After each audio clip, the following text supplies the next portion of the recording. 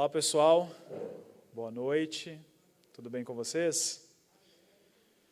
Alegria estar com vocês nessa noite gelada, porém com o coração aquecido, amém? Deus é bom em todo tempo. Hoje a gente tem uma visitante aqui, né? Mas não vou convidar ela para vir aqui à frente não, que ela é tímida. A gente tem a presença da nossa amiga Maiara aqui. Seja bem-vinda. Não precisamos nem falar, né, pastor João? Para ela se sentir em casa, ela já é de casa. Nos alegramos com você conosco nessa noite, viu? Sinta-se à vontade. Amém, queridos? Feche seus olhos. Vamos ter uma palavra de oração.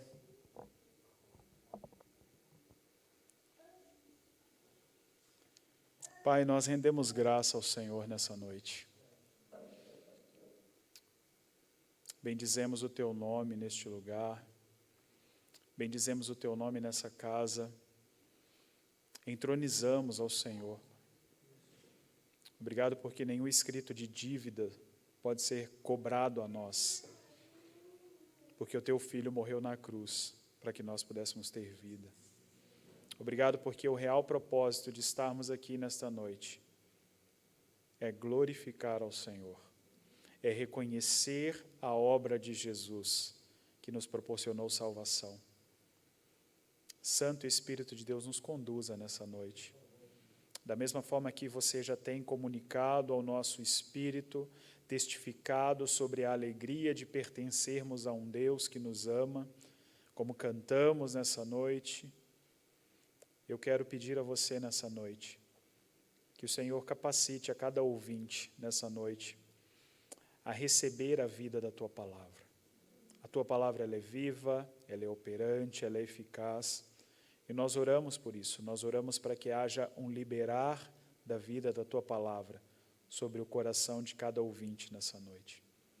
Muito obrigado, Pai. Muito obrigado por cada irmão que se desprendeu da sua casa para estar fisicamente conosco. Muito obrigado, Pai. Obrigado por aqueles que acompanham mesmo de longe, Pai, de forma remota. Nós abençoamos os nossos irmãos ali em Guarapuava, o Hernani, a Liliane. Obrigado, Pai. Obrigado porque nesse tempo o Senhor tem nos preservado o verdadeiro significado do congregar. Que o Teu Santo Espírito, ó Pai, nos faça ser um.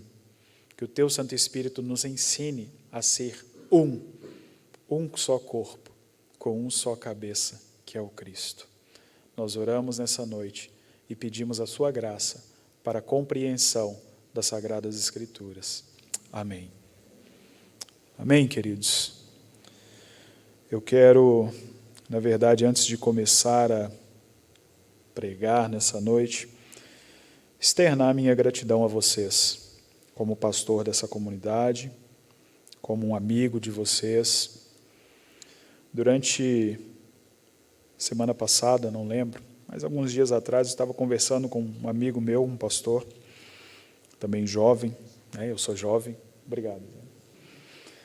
E ele falou algo muito interessante. Ele falou que em tempos de muita informação digital e a aproximação dos pastores às ovelhas, se perdeu a consciência e a responsabilidade do que é ser um pastor, como se perdêssemos o brilho dessa relação. E a gente conversou bastante sobre isso, e eu quero nessa noite, assim, literalmente agradecer vocês por estarem aqui, por fazerem parte dessa comunidade de fé, por acreditarem naquilo que nós estamos acreditando e ouvindo da parte do Senhor. De forma muito carinhosa e especial, todos os irmãos que fazem parte do presbitério dessa igreja local, muito obrigado. Porque vocês não estão expressando fidelidade aos pastores dessa comunidade, mas vocês estão expressando fidelidade ao propósito de Deus. Então, o que faz cada um de vocês sair da sua casa numa noite fria como a de hoje é o propósito. E isso aquece o nosso coração. Isso faz e traz significado, sentido para tudo aquilo que nós estamos fazendo, juntos como igreja. E muito obrigado, porque mesmo tendo tantas informações num contexto digital, e mesmo nós podendo nos chamarmos de amigos, né? eu me sinto muito honrado por vocês sendo pastor dessa comunidade local. Então, o fato de sermos amigos, isso não me desonra em nada, mas, pelo contrário, me faz ser humano junto com vocês. Muito obrigado, queridos. Vocês que estão em casa também, muito obrigado. É bom fazer parte da igreja, da missão Mobilização. É bom ver vocês se sentindo pertencentes a essa família. E, em nome de Jesus, quero encorajar você que nos ouve de forma remota a estar conosco presencialmente. Nós estamos num novo espaço, estamos cumprindo com todas as regras de distanciamento, e olhar para um local que hoje nós temos a capacidade de ter 30 pessoas, hoje nós temos 15, às vezes é um pouquinho desanimador, olhando com a ótica humana. Mas entendendo o propósito e aquilo que Deus está construindo, isso enche o nosso coração de alegria. Porque Ele continua sendo bom. Amém? Então, queria realmente encorajar você que está em casa, que se sente confortável, que já está vacinado, pelo menos a primeira dose. Venha cultuar. Algumas semanas atrás, nós falamos um pouco sobre a dinâmica das pessoas, quando Jesus fala em Mateus 24, e eu tenho falado tanto sobre escatologia nesses últimos dias, que eu não sei se eu falei aqui, se eu falei com alguém, mas resumindo, Mateus 24, Jesus fala que nos últimos dias o amor de muitos se esfriaria. E quando Jesus está falando isso, Ele não está falando simplesmente sobre a indiferença uns para com os outros, mas Ele está falando sobre um sentimento de autopreservação. Às vezes você tem tanta liberdade para sair, para ir a um restaurante, para passear, para viajar, mas estar cultuando ao Senhor junto com a sua comunidade de fé, talvez você tenha receios. E talvez isso seja nada mais, nada menos do que um indício da apostasia dos últimos dias. Por isso eu quero convidar vocês, e como pastor dessa igreja, encorajá-los a estar conosco. Você é bem-vindo e você faz parte. Amém?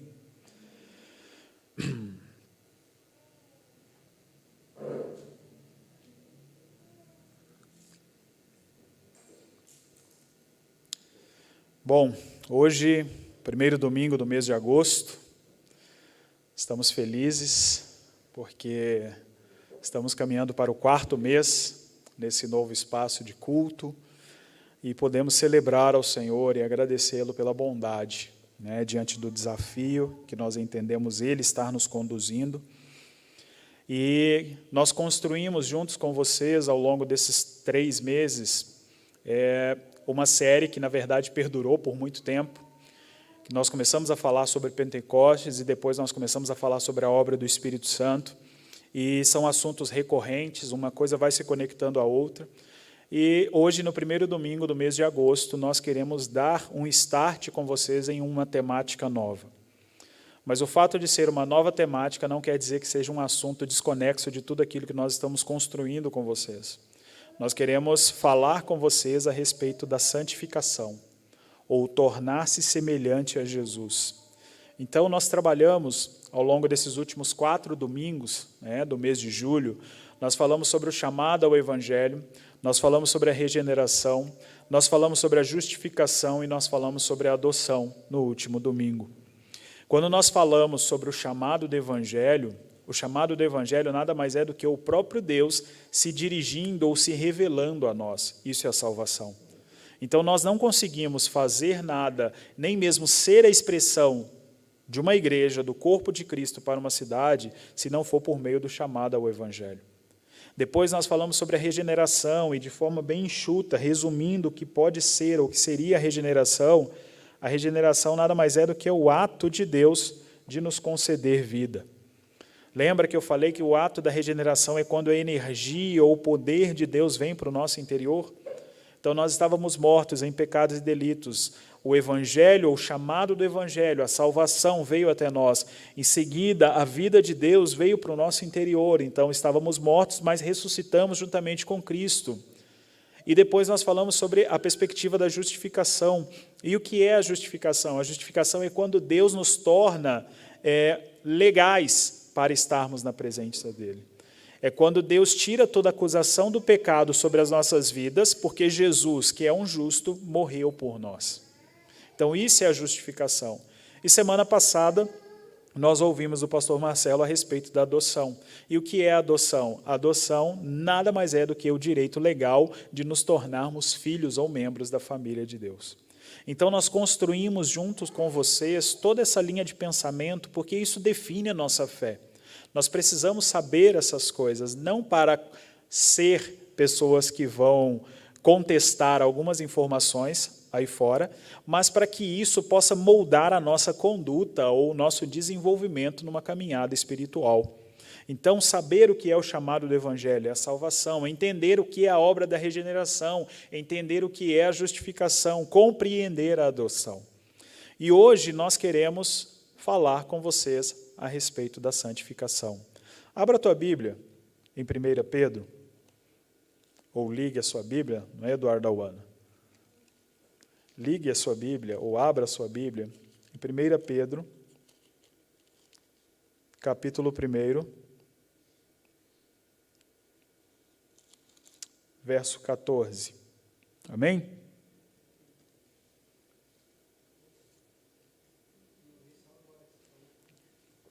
Deu delay. 1 Pedro, capítulo 1, versículo 14. Diz assim: como filhos obedientes, não vos amoldeis aos desejos que tinham em tempos passados, na vossa ignorância. Mas sede vós também santos em todo o vosso procedimento, assim como é santo aquele que vos chamou. É interessante observar as epístolas, né? Porque, como eu já falei aqui, as epístolas elas têm uma finalidade de cunho doutrinário ou encorajador para as igrejas.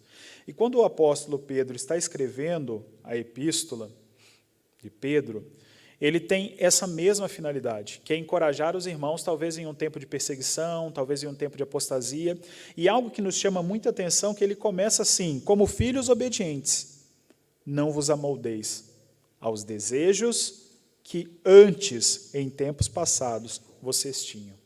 E quais eram esses desejos? Esses desejos eram as obras da carne.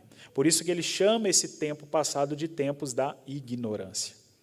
Então, por isso que nós construímos com vocês a respeito do chamado do Evangelho, construímos com vocês a respeito da regeneração, construímos com vocês a respeito da justificação e adoção.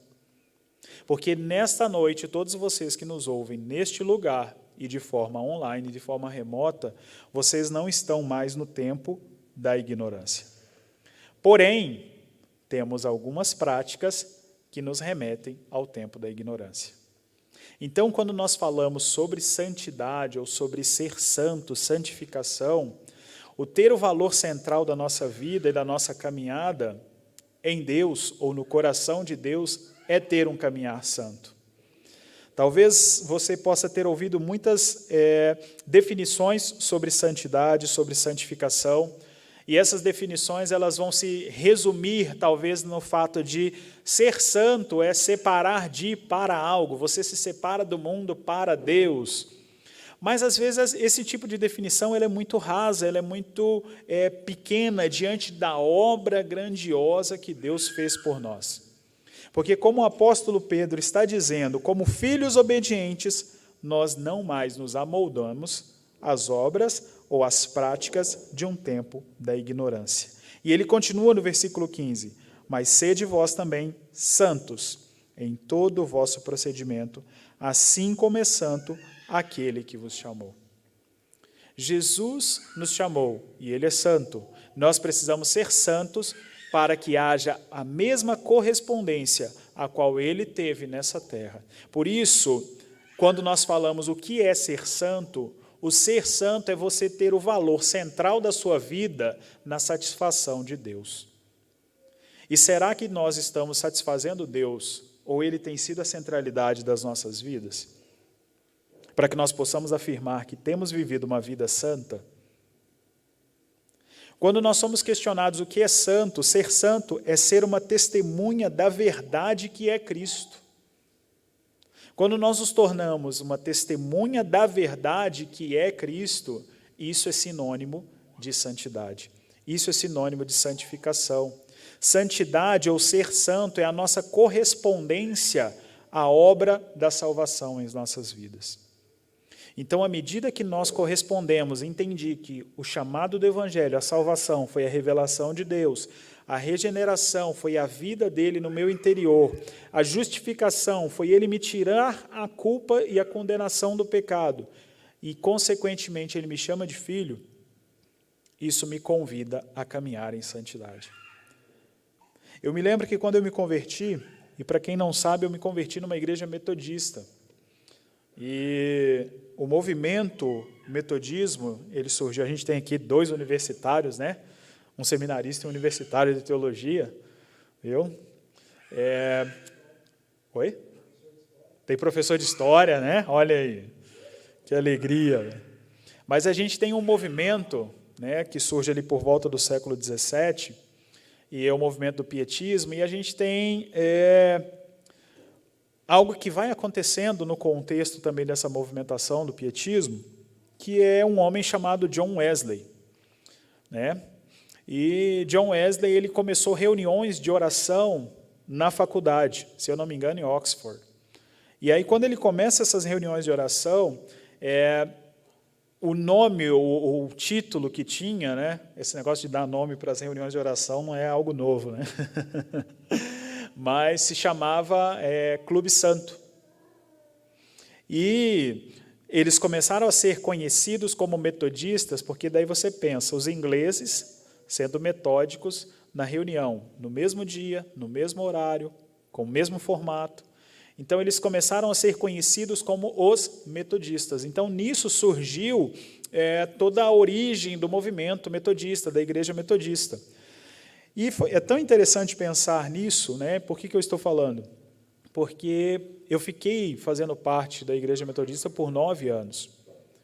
E por 9 anos, essa palavra Clube Santo, ela fazia muito sentido para mim. Porque eu entendia como se Deus salvou você, e essa palavra, na verdade, continua fazendo sentido, Deus salvou você para que você pertença a um clube. E esse clube precisa expressar aquilo que é santo. E no meio dos irmãos metodistas, e na verdade a galerinha aí que tem, né, mais de 25 anos, que acompanhou o despertamento da década de 2000 aqui no Brasil, começaram a existir alguns colarzinhos, né, com a palavra em hebraico kadosh, que é santo.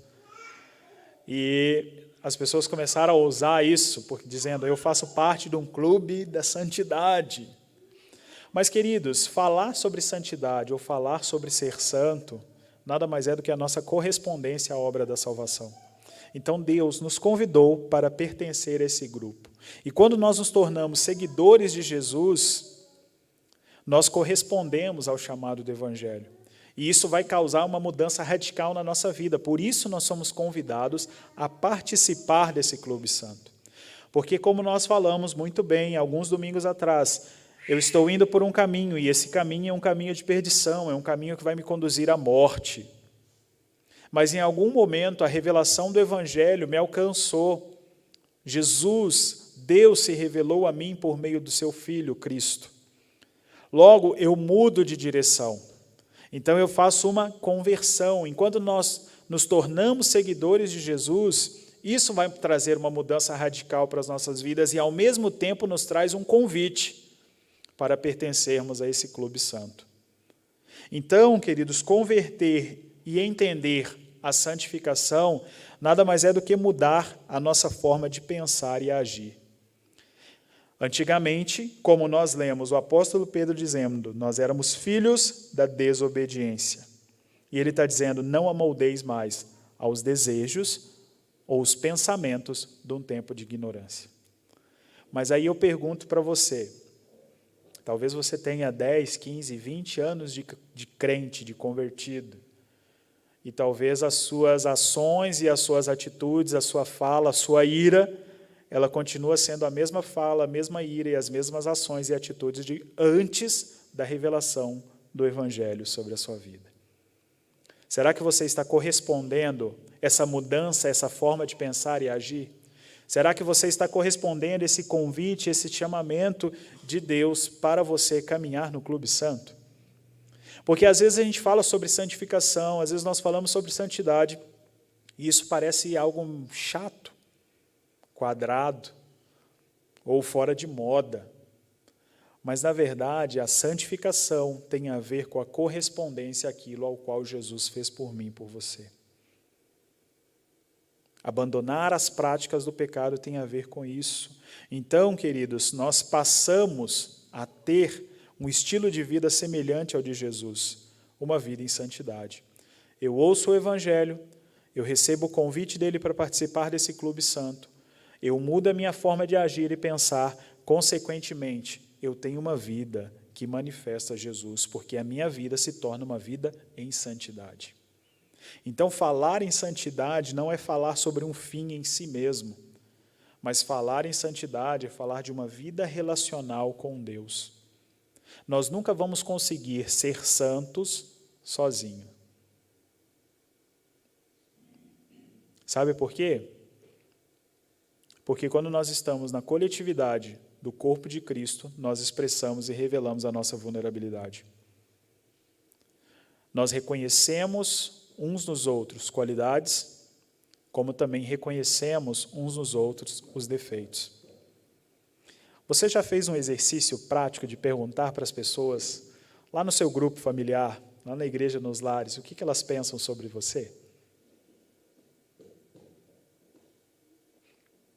Ou, pelo menos, perguntar, fale 3 situações de pecado que você viu e reconheceu na minha vida. Porque nós mesmos, às vezes, não reconhecemos, mas nós precisamos da coletividade do corpo de Cristo, nós precisamos do convívio com outros irmãos para que haja um apontamento daquilo que está errado. Porque talvez aquilo já está tão cauterizado em nós que nós não sabemos ou não reconhecemos. Por isso é importante sempre perguntar para outras pessoas. Por isso é importante sempre dividir a vida com outras pessoas. Então, falar sobre santidade, queridos, não é um fim em si mesmo, mas falar sobre santidade é falar sobre um processo que nos leva a ser a imagem e a semelhança de Deus, revelando a sua glória ao mundo. Falar sobre santidade é revelar a glória de Deus ao mundo. O caminhar em santidade é dar essa resposta positiva ao plano divino.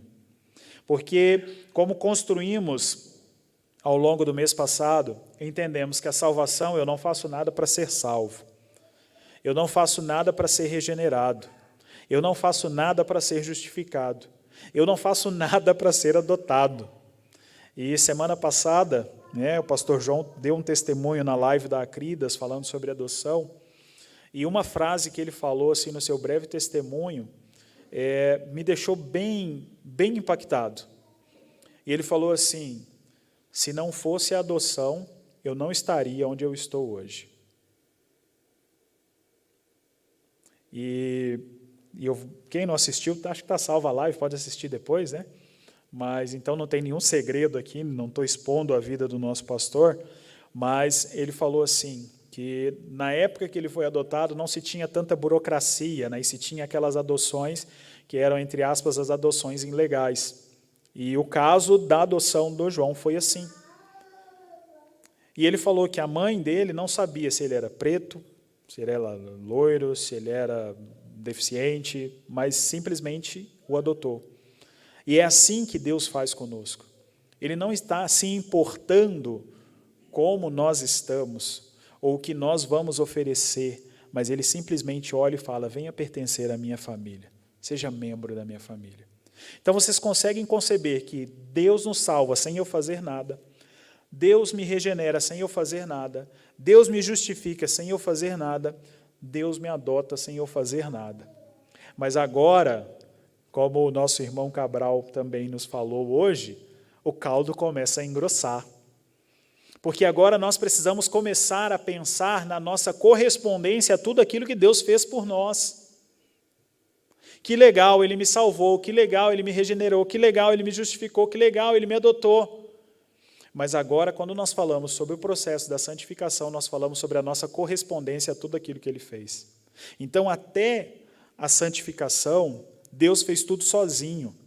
E a partir da santificação, nós começamos a interagir com Deus. Por isso que falar sobre santificação é falar sobre essa resposta que nós damos a Deus diante de tudo aquilo que Ele fez por nós.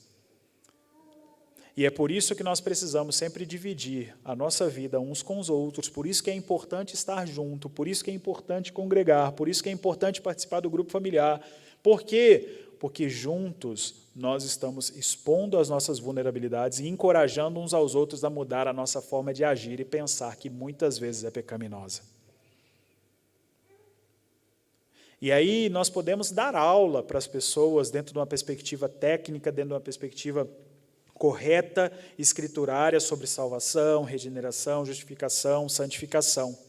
Mas a nossa dinâmica de vida é que prova o quanto essas palavras estão nos afetando. Deus não nos criou, nos chamou para uma imundícia de uma vida no pecado. Ele não nos fez para uma impureza, para uma vida impura, mas Ele nos fez para uma vida pura e santa. Deus não nos fez para permanecermos na impureza. E talvez você me pergunte, poxa, Darlan, mas tudo bem, o mundo que nós vivemos é um mundo cheio de impureza. Sim, mas nós precisamos ser aqueles que não se contaminam com as coisas do mundo, porque o nosso pensamento já não é mais procedente ou proveniente desse mundo. Por isso que Paulo vai falar umas coisas tão interessantes, como ele diz lá em Colossenses, capítulo 3, e aí você pode ler em casa depois, Colossenses 3, a partir do verso 13 até o 15. Pense nas coisas do alto. Se você está escondido em Cristo, pense nas coisas do alto. O seu pensamento não é aqui. Por isso Paulo vai falar aos irmãos em Filipenses também, que todo pensamento que ocupa a sua mente precisa produzir coisas boas, precisa ser pensamentos de paz, pensamentos de boa fama. E nós não vamos conseguir fazer isso sozinhos, queridos. Porque o pecado, na verdade, ele traz para mim e para você o sentimento de isolamento, porque a gente tem medo. E quem se escondeu de Deus quando estava em pecado? Um homem chamado Adão. Eu estava nu e tive medo. Então você consegue perceber, queridos, que se nós não estamos juntos, correspondendo como a expressão do corpo de Cristo, correspondendo como igreja, permitindo com que outras pessoas possam expor a nossa vulnerabilidade para que elas possam ser curadas, nós não vamos conseguir pensar nas coisas do alto ou pensar como Deus pensa.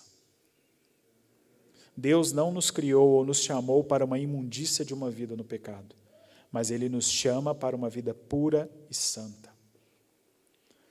Essa semana eu estava relendo algumas coisas na teologia sistemática do Wayne Grudem, a respeito de justificação e santificação, e ele trouxe uma definição muito interessante sobre santificação, e ele fala assim: santificação é uma obra progressiva da parte de Deus e do homem, que nos torna cada vez mais livres do pecado e semelhantes a Cristo em nossa vida presente.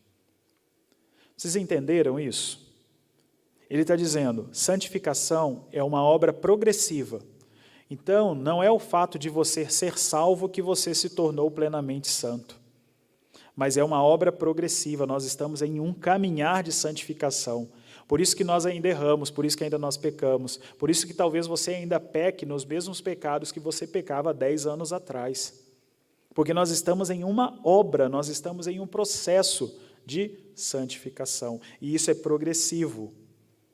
Tanto da parte de Deus revelando aquilo que é santo, quanto da nossa correspondência a Ele mediante a santificação.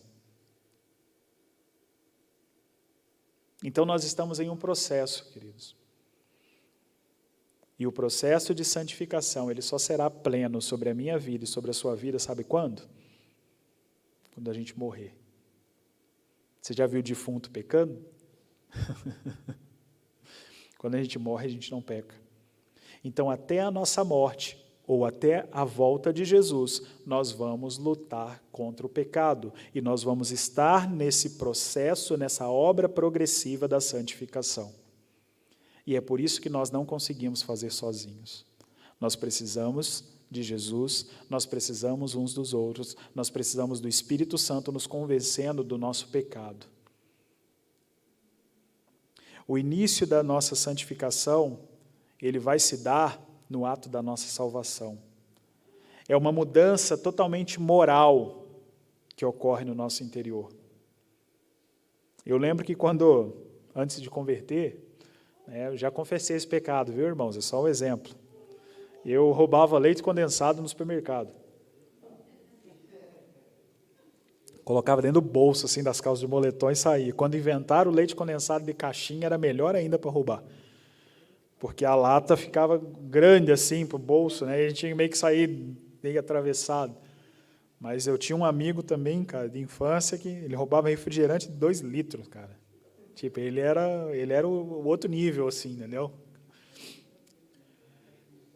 E eu lembro, queridos, que nesse processo de mudar a minha mente, mudar a minha forma de pensar, eu já era convertido, já fazia parte do grupo de adolescentes da igreja, fazia parte do Clube Santo, né?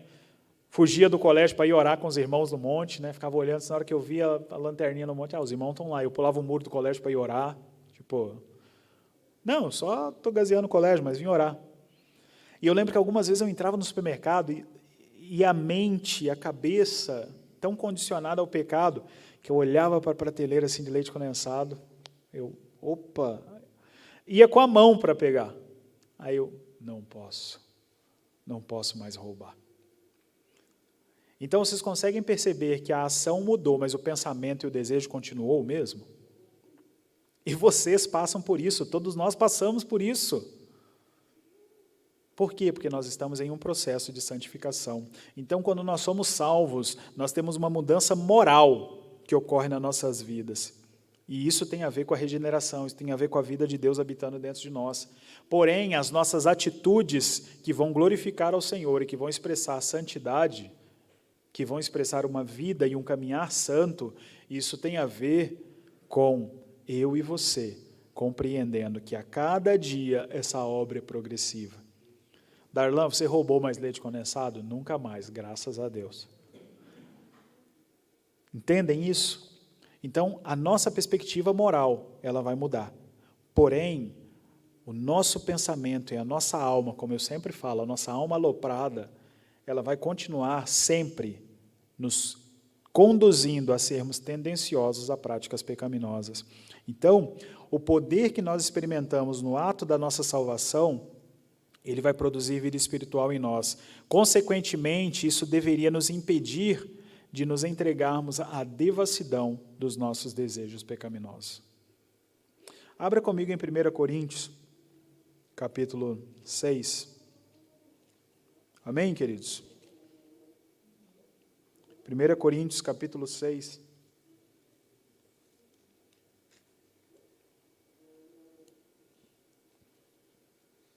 A partir do verso 9. Paulo vai citar uma série de pecados aqui, né? E ele, não sabeis que sois injustos, os injustos não herdarão o reino dos céus, não vos enganeis. Ele fala sobre imoralidade, idolatria, ele fala sobre você roubar, mas no versículo 11, nós temos uma chave muito interessante para que compreendamos o processo de santificação. Paulo diz assim: algum de vós erreis assim como todos os pecados que ele está falando antes, ok?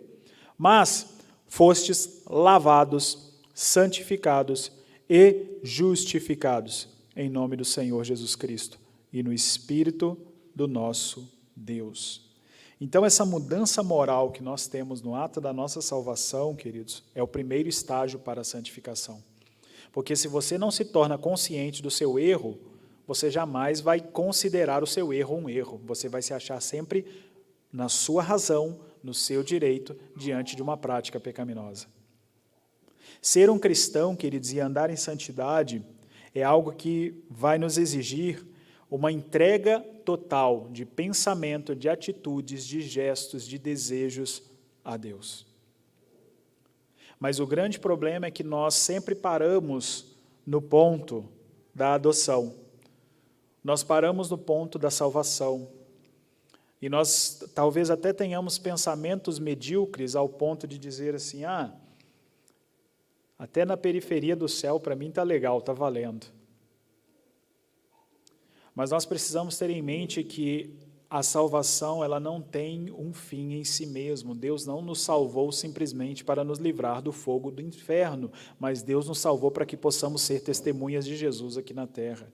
E como que nós vamos ser testemunhas? Correspondendo a tudo aquilo que Ele já fez, a salvação, o poder e a energia dEle dentro de nós, a justificação, a adoção. É reconhecendo que o processo de santificação é essa obra progressiva, e à medida que eu entendo e eu tenho a revelação de quem Ele é, mais eu me comprometo com as suas verdades, e quando eu me comprometo com as suas verdades, eu tenho um caminhar em retidão. Eu já não sou mais um homem, uma mulher que se entrega à devassidão dos seus desejos carnais. Um homem ou uma mulher que se entrega aos desejos da sua alma. Um homem e uma mulher que é conduzido pelas obras da carne. Um homem e uma mulher que é facilmente engolido pela lascívia, pelo mau testemunho, pela fofoca, pela intriga, pela ira. Isso é pecado e isso impede com que nós alcancemos a posição de sermos homens e mulheres santos. Porque estamos aprisionados à obra da carne. Então você entende por que eu falei a importância de sempre comunicarmos uns aos outros e permitir com que uns aos outros façam parte das nossas vidas para que haja um apontamento de pecados que talvez eu não estou vendo e pecados que me impedem, na verdade, de corresponder em santidade, em ser santo nos dias de hoje. Romanos capítulo 6, eu não vou abrir, mas Paulo fala algo muito interessante, que ele fala que nós estamos mortos no pecado, mas vivemos com Cristo. E ele vai falar isso também em Efésios, capítulo 2, 5, nós estávamos mortos em pecados e delitos e ressuscitamos juntamente com Cristo. Então a vida que nós temos, ela não é nossa, mas ela é dele. Então quando correspondemos à santificação, a santificação nada mais é do que corresponder à vida de Jesus que foi entregue a nós. Sozinho nós não vamos vencer, queridos, o pecado. Sozinho nós não vamos avançar em santificação. O poder que ressuscitou Jesus Cristo dos mortos é o mesmo poder que atua em nós. E esse poder é que nos faz ser corpo, que nos faz ser família, que nos faz ser a expressão de Jesus nessa terra. É esse mesmo poder que ressuscitou Jesus, é que nos faz vencer as tentações do pecado. E todas as vezes que nós pecamos, nós queremos nos excluir da comunhão uns dos outros. E eu não estou falando que o fato, talvez, de você não estar fisicamente aqui é porque você está em pecado. Mas, na sua grande maioria, todas as pessoas que se excluem da comunhão é porque elas estão em pecado. Todas as vezes que você pecou, você teve desejo de estar com outras pessoas, sim ou não? Não. O pecado nos causa a exclusão da comunhão. Por isso a importância de entendermos o processo de santificação e por isso a importância de entendermos aquilo que Deus está nos comunicando nessa noite. Nós precisamos ser sinceros uns com os outros e confessar os nossos pecados uns aos outros para que possamos avançar de forma progressiva na obra da santificação em nós.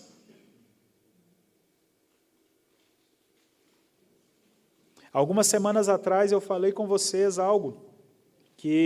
um princípio que é praticado na Igreja Católica Romana, que é o princípio da confissão ao padre, e é um princípio que talvez nós, como protestantes, perdemos a essência disso, porque nós perdemos a essência do confessar para se santificar, porque, na verdade, nós temos vergonha de expor a nossa reputação.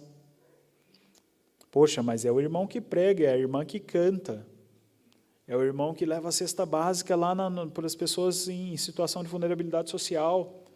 Mas, queridos, à medida que nós vamos expondo os nossos pecados, nós somos curados e sarados. É isso que as Escrituras nos ensinam, Tiago. Quanto mais eu confesso e quanto mais eu me exponho, mais eu sou curado.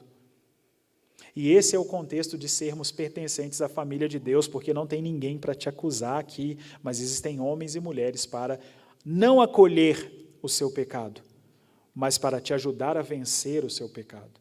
Mas se nós não sabemos qual é o seu pecado, de forma explícita, nós não podemos te ajudar.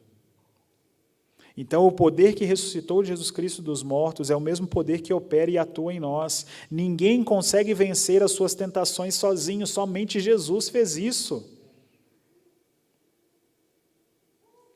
Nós não vamos conseguir vencer as nossas tentações sozinhos. Você não vai conseguir vencer a sua preguiça e a sua apatia espiritual sozinho. Você não vai conseguir vencer a sua incredulidade sozinho. Você não vai vencer os seus vícios em álcool, em pornografia, em fofoca, em mentira, em ira sozinho. Nós só vamos vencer os nossos pecados juntos. Nós só vamos vencer a tentação juntos. A única pessoa que tinha poder para fazer isso foi um homem chamado Justo, conhecido, reconhecido como justo, o Cristo. Por isso que o próprio Espírito conduz para o deserto. E por que o Espírito conduz para o deserto? Porque ele já estava cheio do Espírito Santo. A obra será plenamente, a obra de santificação, ela só será plena na minha vida e na sua vida no ato da volta de Jesus. Até lá a gente vai ter muito perrengue com pecado. Mas se nós não construirmos um ambiente seguro para a confissão, um ambiente seguro para desenvolvimento uns dos outros, nós vamos sempre ser escravos da devassidão da nossa alma e dos nossos desejos. Porque eu sempre vou me achar no direito. Logo, eu vou falar mal, logo eu vou desenvolver a ira, logo eu não vou concordar, logo eu vou permanecer num lugar onde eu não tenho avanço. Nunca seremos capazes de sermos livres totalmente do pecado, porque nós só seremos livres totalmente do pecado na volta de Jesus. Jesus morreu para derrotar o pecado, e o pecado jamais será vitorioso. E talvez você possa me perguntar, tudo bem, Darlan, Jesus morreu para vencer o pecado, mas por que nós pecamos ainda? Porque ele venceu o pecado. E o fato dele vencer ao pecado, ele nos torna homens e mulheres justos. E quando nós somos justificados, já não existe a acusação, mas não quer dizer que nós não vamos mais ter o desejo pelo pecado. Então, vocês conseguem conceber que quando nós estamos juntos, nós nos precavemos contra a prática do pecado? Porque o nosso pensamento e a nossa natureza pecaminosa, ela será transformada no ato da volta de Jesus. Mas enquanto ele não voltar, nós precisamos construir esse tipo de lugar onde homens e mulheres são santos. Não permita pensar que as pessoas precisam aceitar você do jeito que você é. E essa frase é uma frase do Satanás, do quinto dos infernos. Porque o pecado, no contexto da pós-modernidade, tem sido, não, todas as formas de amar, me aceite como eu sou. Sim, nós amamos, nós aceitamos, mas o pecado, não. Nós não concordamos com o pecado. E não sou eu que estou falando isso, é o apóstolo Paulo, como nós lemos lá em 1 Coríntios, capítulo 6, a partir do verso 10 até o 11. Você pode ler depois na sua casa. Todos os nossos problemas e dificuldades no contexto da pós-modernidade a respeito de aceitar ou não aceitar, Paulo está descrevendo ali. E quando ele está descrevendo no final, ele fala, mas vocês são limpos, justificados e santificados pela obra de Jesus. Jesus derrotou o pecado, mas enquanto ele não voltar para nos encontrar, nós ainda teremos inclinações pecaminosas. E essa frase maldita de que você tem que me aceitar do jeito que eu sou, isso não pode estar no nosso meio. Isso não pode fazer parte da sua vida. Um pecador vai pensar dessa forma. E quando ele pensa dessa forma, ele, de certa forma, ou indiretamente, ele vai afirmar que Jesus não derrotou o pecado, porque eu estou me conformando com o pecado. Então, vocês entendem, queridos, o que eu quero construir com vocês nessa noite, e o que eu estou falando é que, até o momento, tudo aquilo que nós falamos nesse púlpito tem a ver com uma intervenção unilateral e sobrenatural de Deus sobre nós. Ele nos salva, Ele nos regenera, Ele nos justifica, Ele nos adota. Mas agora, quando nós começamos a falar sobre santificação, nós falamos sobre a nossa correspondência àquilo que Ele está fazendo em nós. Deus não considera. Nós usamos uma frasezinha bem interessante, assim, que é errada. Deus ama o pecador e odeia o pecado. Não, ele odeia todo mundo. O pecado e o pecador é um só para ele. E sabe por que ele não mata o pecador hoje, como ele fazia no Antigo Testamento? Pelo fato da justificação. Sabe por que você não morre quando você peca? Porque hoje, quando Deus olha para você, ele vê o sangue de um homem justo. E é por isso que nós precisamos corresponder à obra da salvação. Então, queridos, as pessoas não têm que aceitar você do jeito que você é. E não pense no jeito da sua personalidade. Tem gente que é chata. E aí a gente precisa aceitar chata, né? Beleza, vamos lá. Mas nós não podemos aceitar as pessoas com as práticas pecaminosas no nosso meio. Porque as práticas pecaminosas estão dizendo, de certa forma, que Jesus não venceu o pecado. Mas Jesus venceu o pecado. Romanos capítulo 6, eu não queria ler, mas eu quero ler com vocês sim, só o versículo 11. Romanos capítulo 6, verso 11. Amém? Paulo diz assim: assim também considerai-vos mortos para o pecado, mas vivos para Deus. Versículo 12. Portanto, não reine o pecado em vosso corpo mortal, a fim de obedecerdes os seus desejos. Tampouco apresenteis os membros do vosso corpo ao pecado como instrumento do mal, mas apresentai-vos a Deus como vivificados dentre os mortos, os membros do vosso corpo a Deus como instrumentos de justiça. Versículo 14. Pois o pecado não terá domínio sobre vós, pois não estáis debaixo da lei, mas debaixo da graça. Paulo está dizendo, ei, antes da salvação, você pecava, mas pecava com força, não é? Você pecava com vontade. Aí agora que você é salvo, você não quer entregar o seu corpo com vontade, com toda a intensidade, para ser um instrumento de justiça? Tem alguma coisa errada aí. É por isso que Paulo vai afirmar coisas do tipo, como ele afirma no versículo 1 do capítulo 6. Que diremos então? Permanecemos no pecado para que a graça se destaque? De modo nenhum! Nós que morremos para o pecado, como ainda viveremos nele? Então eu preciso pecar bastante para que a graça de Deus seja manifesta a mim. Não! De modo nenhum! Nós morremos para o pecado. Naquele instante ao qual a revelação do Evangelho veio sobre você e você foi salvo, você mudou a sua perspectiva ética e moral da vida.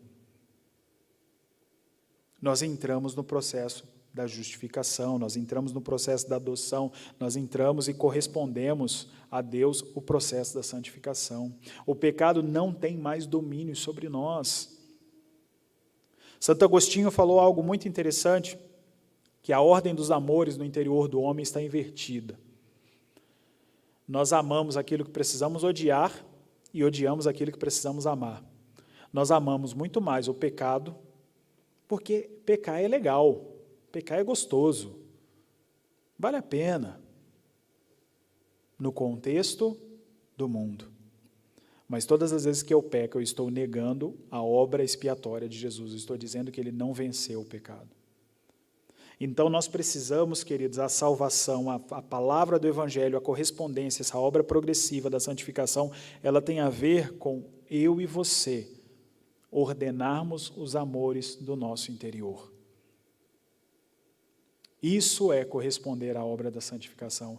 É romper com o pecado, é submeter-se ao processo da santificação, é ser conduzido a uma reorientação e reorganização dos desejos do seu interior.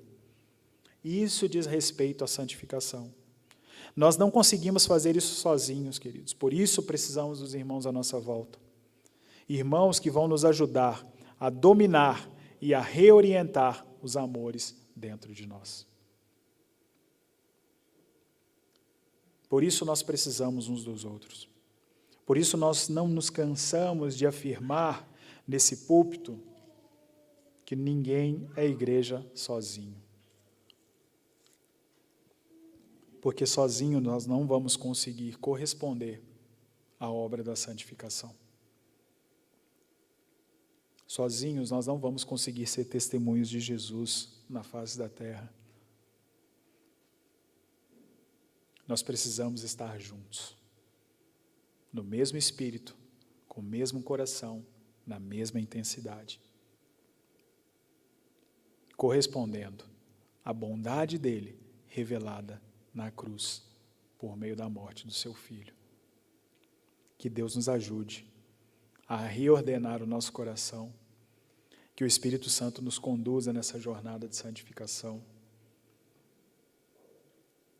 e onde não mais entregaremos o nosso corpo à devassidão do pecado, os nossos pensamentos e as nossas atitudes pecaminosas serão transformadas e revestidas em pensamentos e atitudes que expressam justiça, retidão.